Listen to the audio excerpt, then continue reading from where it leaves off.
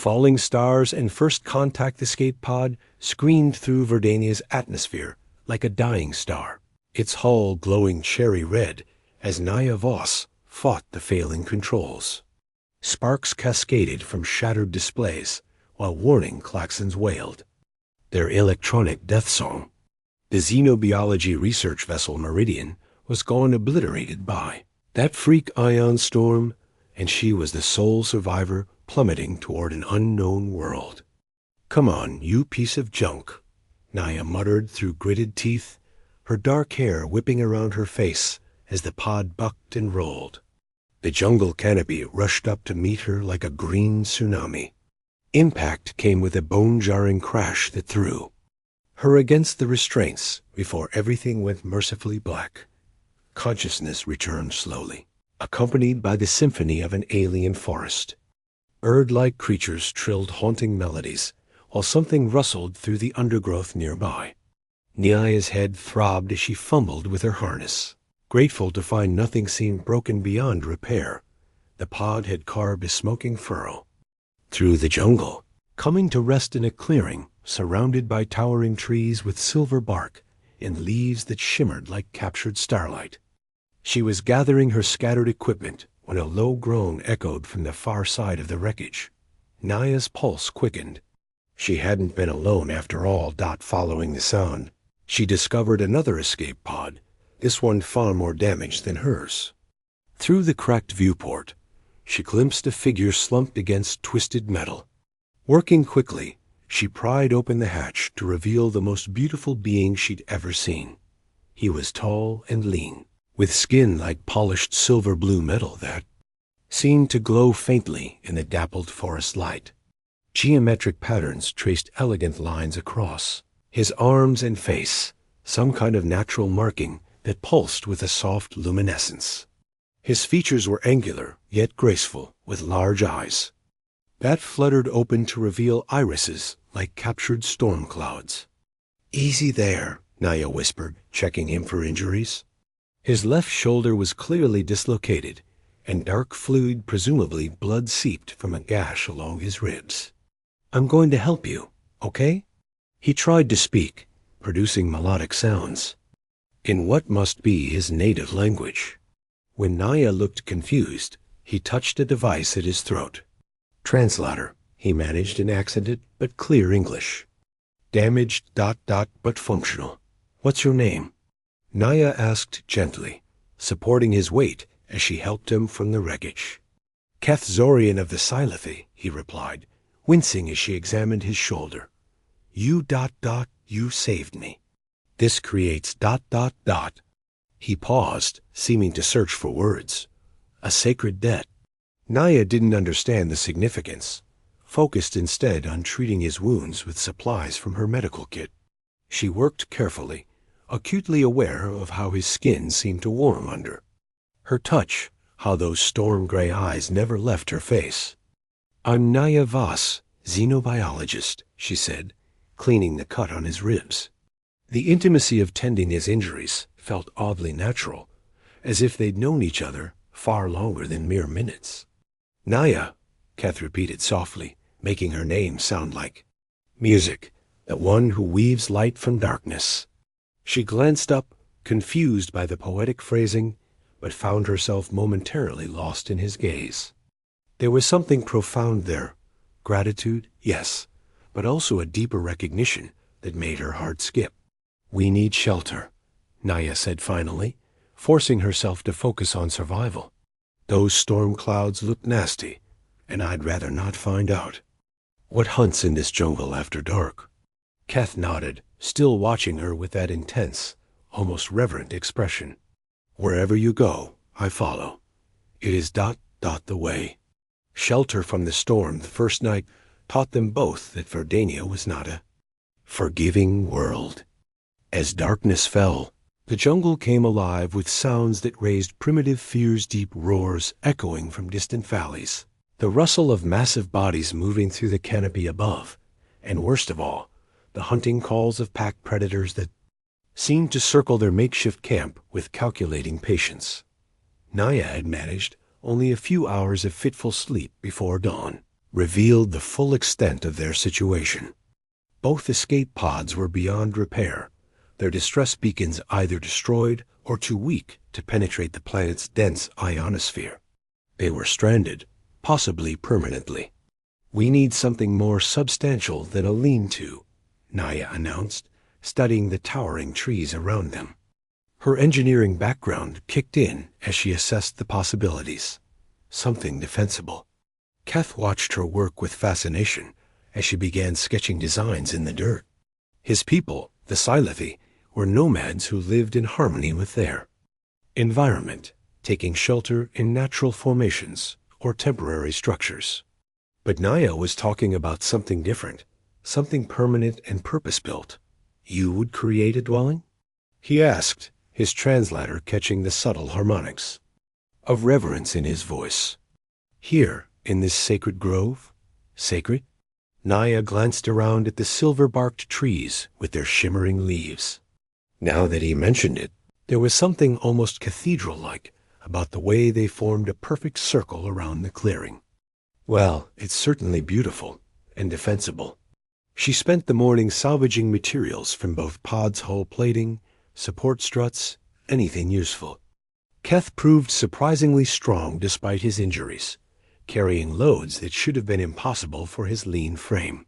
She noticed how he moved with fluid grace, as if dancing with the jungle itself, that by afternoon, Naya had begun construction. She'd chosen a massive tree whose broad trunk could serve as one wall, then built outward using a framework of salvaged metal beams. But as she worked, she found herself incorporating elements she'd observed in Keth's damaged pod-flowing curves instead of hard angles, openings positioned to catch the interplay of light and shadow. Keth said little, but she felt his eyes on her constantly. Whenever she glanced his way, she found him watching with an expression of growing wonder and something deeper, something that made her pulse quicken unexpectedly. "The way you shaped the dwelling," he said finally as she fitted panels into place. "It follows the breath patterns of the grove. How do you know such things?" Naya paused in her work, wiping sweat from her brow. "Just seems right, I guess. Architecture should work with the environment, not against it." That evening, as storms lashed the jungle with sheets of rain and howling wind, they sat safely inside the completed structure. Naya had managed to rig basic lighting and climate control from the pod's power cells, but it was the craftsmanship itself that impressed her. Despite being built from crashed debris, the shelter felt solid, permanent like a home. Keth sat across from her, his luminescent markings pulsing in slow, hypnotic patterns. "Among my people," he said quietly, "there is a saying, the heart shapes the hands, and the hands shape the world. That's beautiful," Naya replied, watching the play of light across his features. The storm outside only emphasized their isolation, their dependence on each other. "You have shaped more than shelter here, Naya Voss," Keth continued, his storm-gray eyes holding hers. "You have shaped ... possibility." Before she could ask what he meant, a tremendous crash of thunder shook the structure. Instinctively, they moved closer together, and Naya found herself acutely aware of his warmth, the subtle alien scent of him like ozone and growing things. "We should rest," she said, her voice slightly breathless. "Tomorrow we start working on a more permanent communication array." But as they settled onto makeshift bedding, Naya couldn't shake the feeling that something fundamental had shifted between them, something she didn't yet understand. Unspoken bonds 3 weeks into their isolation, Naya had established routines that kept them both alive and relatively comfortable. She'd expanded their shelter with a workshop area and small garden plot, while Keth proved invaluable at finding edible plants and avoiding the more dangerous local wildlife. But it was the small, inexplicable moments that occupied her thoughts during the long jungle nights. The way Keth would place perfectly arranged flowers by her workbench each morning, not random blooms, but carefully selected combinations of color and form. The graceful dances he performed at sunrise and sunset, movements so beautiful it made her chest ache with unnamed longing. How he'd begun preparing their meals with elaborate care, presenting each dish like an offering. "Is this some kind of Silithy custom?" Naya asked one evening as Keth handed her a bowl of stew garnished with delicate blue petals arranged in intricate patterns. Keth, single quotes, S. Luminescent markings flickered. Something she'd learned indicated deep emotion. "Among my people, we believe that how one serves another reflects the depth of one's regard." The way he said regard made it sound like a vastly insufficient translation. Naya found herself staring into his storm-gray eyes, searching for meaning in their depths. Their work on the communication array brought them into constant close contact. Naya would find herself hyper-aware of Keth's presence as he held components steady or passed her tools. His hands were elegant and strong, with long fingers that moved with artists' precision. When they accidentally touched, she felt something like electricity, a warmth that lingered long after contact ended. One afternoon, while calibrating a signal amplifier, Naya became frustrated with a particularly stubborn connection. "Am stubborn. Piece of, may I?" Keth asked softly, moving behind her. His hands covered hers on the tool, guiding her movements with gentle pressure. His chest pressed against her back, and she could feel his breath warm against her ear. The connection clicked into place perfectly. "How did you know to do that?" Naya whispered, not trusting herself to move away from his embrace. "I observe you work," Keth replied, his voice rough with some suppressed emotion. "I learn the rhythm of your hands, the pattern of your thoughts. It is my greatest joy to assist in your creations." Naya turned in his arms, suddenly breathless. At their proximity, his markings were pulsing rapidly now, casting shifting patterns of light across both their faces. She could see herself reflected in his eyes, small and human and utterly captivated. "Keth, she began, but was interrupted by a crash from outside. They sprang apart as something large blundered through the underbrush nearby. Through the workshop's window, Naya glimpsed a massive creature all teeth and claws and predatory hunger, testing the perimeter of their clearing. "The storms have driven the Drakai from their hunting grounds," Keth explained, his expression turning serious. "They are drawn to artificial light and warmth. For 3 nights, a pack of creatures circled their shelter, probing for weaknesses.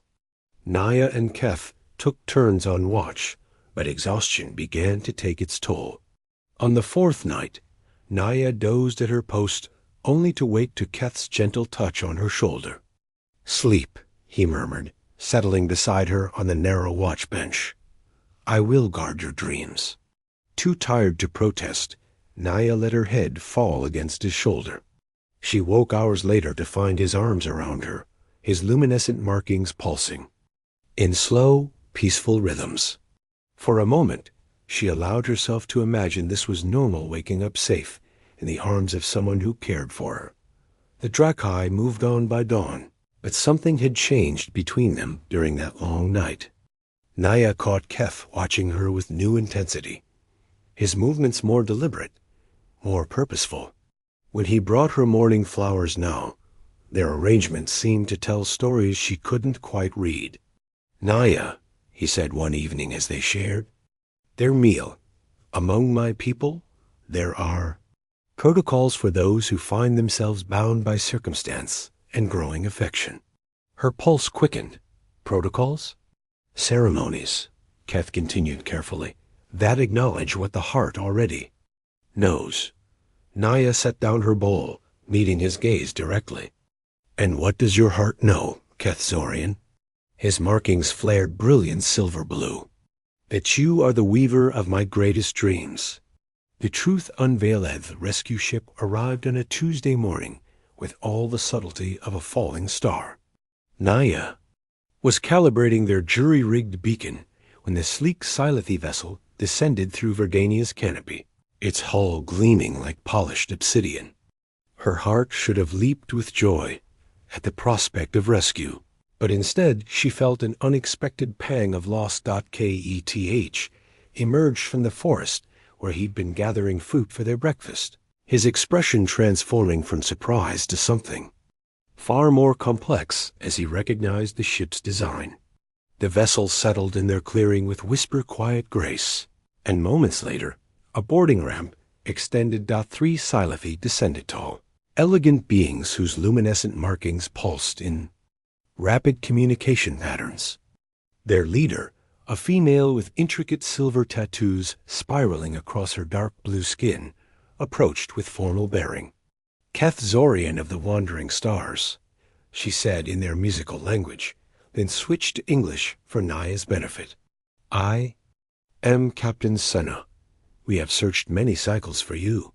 "Captain," Keth replied, his own markings flickering with what Naya had learned were complex emotional undertones. "This is Naya Voss, who saved my life and created our sanctuary." Senna's large eyes shifted to study Naya with unmistakable intensity. "Created sanctuary?" she repeated, her translator making the words sound formal, significant. "You have performed the Vel Thari Nesh, the weaving of souls? The what now?" Naya asked, confusion growing as she noticed the way all 3 Silethi were looking at her, with respect, certainly, but also something like awe. Keth's markings suddenly blazed brilliant white. "Captain, perhaps we should. You did not tell." "Her?" Senna interrupted, her voice rising in surprise. "You accepted the Vel Thari Nesh without explanation?" "What is the Vel Thari Nesh?" Naya demanded, looking between them. Senna gestured toward their carefully crafted shelter, then back to Naya. "Among our people, to build a permanent dwelling for another, to create sanctuary with one's own hands and offer it freely. This is our most sacred bonding ritual. It declares before the universe that you choose to weave your life with theirs for all seasons to come." The words hit Naya like a physical blow. She stared at Keth, understanding flooding through her with devastating clarity. All those mornings when he'd brought her flowers arranged like offerings, the elaborate meals presented with ceremonial care, the way he'd watched her work on their shelter with something approaching reverence. "You thought ... she began, her voice barely a whisper. "All this time, you believed we were ... Bonded," Keth finished quietly, his luminescent markings now pulsing in slow, painful rhythms. "Wed in the way of my people." Naya felt the ground shift beneath her feet. "But I didn't know. I was just trying to keep us alive." "Intentions matter." "Little to the heart," Senna observed, watching their exchange with keen interest. "The Vel Thari Nesh is recognized by actions, not words. You built with love, whether you named it so or not." "With love?" Naya's pulse hammered against her throat. Keth stepped closer, his storm-gray eyes holding hers with desperate intensity. "Did you not feel it, Naya? In every beam you placed, every wall you raised? The way you shaped our sanctuary, not just for shelter, but for beauty, for life together?" Tears she didn't expect blurred her vision. "I felt something, but I thought it was just survival instincts, maybe." "And when you wake in my arms after nightmares?" Keth's voice broke slightly. "When you sing while you work, not knowing, I listen from the shadows? When you save the sweetest fruits from my plate?" He moved closer still, close enough that she could feel the warmth radiating from his skin. Was that mere survival? Naya's breath caught. She thought of all those moments, small kindnesses she'd dismissed, the way her heart raced when he smiled, how safe she felt in his presence. "Keth, the ship is prepared for departure," Senna announced diplomatically. "Both of you, if that is your choice." The implication hung in the air like a challenge. Both of you, together, as bonded partners in the eyes of Keth's people. "I can't ask you to give up your life for a misunderstanding," Naya said, even as her. Heart screamed protests.Keth reached out, his fingertips barely grazing her cheek. What if it was not misunderstanding, but understanding that came too slowly? His markings pulsed with gentle light. What if your hands knew what your mind had not yet accepted?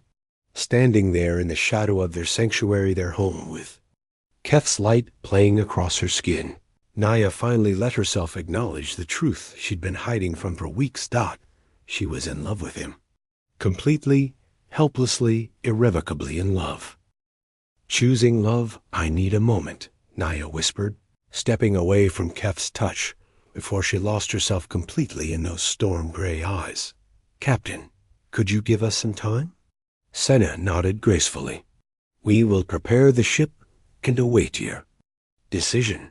But know this, Naya Voss among my people, the Velthari Nesh cannot be undone by words alone. Your hands have spoken. Your heart has chosen. The only question now is whether you will honor that choice. As the Silathy crew retreated to their vessel, Naya found herself alone with Keth in the clearing where everything had begun. The shelter they'd built together stood like a testament to their weeks of shared survival. But now she saw it differently. Every carefully placed beam, every thoughtful detail she'd added without quite knowing why. It wasn't just a shelter, it was a love song built of metal and wood. Tell me about the ceremony, Naya said quietly, not quite ready to meet his eyes. The real one, not the accidental version I apparently performed. Keth moved to stand beside her, close enough that she could feel his warmth, but not quite touching. The Velthari Nesh true ceremony involves both partners. They build together, each adding elements that represent their gifts to the union. Then, his voice dropped to barely above a whisper, they kindle the first fire together and share the ritual of joining. Joining? His luminescent markings flared. Physical and spiritual union. The binding of two souls into something greater than either could be alone. Naya's breath caught at the images his words conjured. And you've been waiting all this time, thinking we were already bound, but HADN single quotes T ... completed things? I have been waiting, Keth confirmed, for you to choose me not from necessity, but from desire. She turned to face him then, seeing her own conflicted feelings reflected in his expression. What happens if I say yes? To all of it, the ceremony, leaving Earth behind, joining your people? Then you become Silathy in all but blood, my partner in exploration, in discovery, in the long journeys between stars. His voice grew thick with emotion. And I become yours for as long as the universe turns. And if I say no? Pain flickered across his features. Then Captain Senna returns you to your people, and I honor your choice. But the Velthari Nesh cannot be undone, Naya. Even apart, we would remain bound in the eyes of my people. Naya closed her eyes, letting herself truly consider the choice before her. Return to Earth, to her laboratory and her research and her carefully planned life. Or step into the unknown with a being who looked at her like she'd hung the stars. When? She opened her eyes. Keth was watching her with patient devotion that took her breath away. I'm terrified, she admitted. So am I, he replied, reaching for her hands. But fear shared becomes courage. Naya let him take her hands, marveling at how perfectly they fit together. Teach me the ceremony, the real one. Hope blazed in his. Markings, you are certain? Instead of answering with words, Naya stood on her toes and kissed him. His response was immediate and electric, his arms coming around her as if she were something precious he'd been dying to hold. The kiss was soft at first, questioning, then deeper as she pressed against him. When they finally broke apart, both were breathing hard. I'm choosing you, Naya whispered against his lips. Not from survival or accident or cultural confusion. Because I love you, Keth Zorian. Because somewhere along the way, you became home. His answering smile could have powered their shelter for a year. 1 year later, Naya stood at the observation deck of the exploration vessel Star Whisper, watching a new world rotate slowly below them. Keth's arms wrapped around her from behind, his chin resting on her shoulder as they planned their next survey mission together. But her hands bore the intricate silver tattoos of a bonded Silethi partner now, and her understanding of the universe had expanded beyond anything she'd imagined. In her old laboratory, they explored uncharted worlds as a team, she bringing human scientific methodology, he contributing Silethi intuitive harmony with natural systems.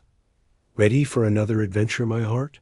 Keth murmured against her ear. Nai, I leaned back into his embrace, watching their new destination grow larger in the viewport. Somewhere down there, new discoveries waited, new wonders to catalog, new mysteries to unravel together. Always, she replied, turning in his arms for a kiss that still made her pulse race. As long as it's with you. Behind them, their private quarters held reminders of where they'd started pressed flowers from Verdania, a small model of their first shelter, holographs of the clearing where two strangers had accidentally built something beautiful together.